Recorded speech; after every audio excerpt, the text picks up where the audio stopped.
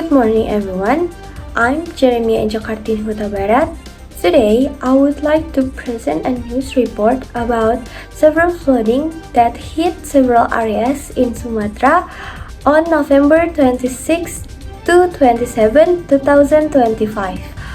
November 26 to 27, 2025, heavy rains triggered by tropical cyclone Sanyar caused widespread flooding and landslides across the Indonesian island of Sumatra, especially in Aceh, North Sumatra, and West Sumatra. The flood submerged homes, roads, and farmland and forced massive evacuation as the river overflowed. Authorities report that at least 1,000 people have died and hundreds of thousands were displaced. Due to disaster, many areas remained cut off from aid because of damaged transport lanes and continued difficult weather conditions.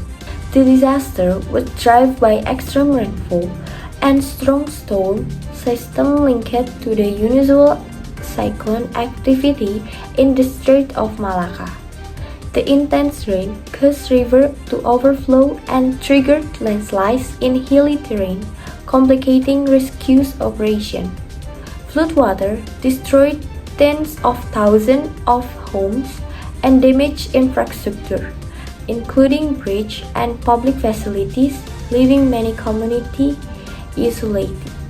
During and after flooding, people report water level rising above house foundation.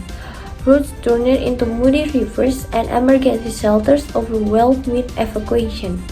Rescue teams struggling to reach remote villages due to landslides and broken access routes. Recovery efforts later shift toward clearing debris and rebuilding basic service as rain temporarily eased in many parts.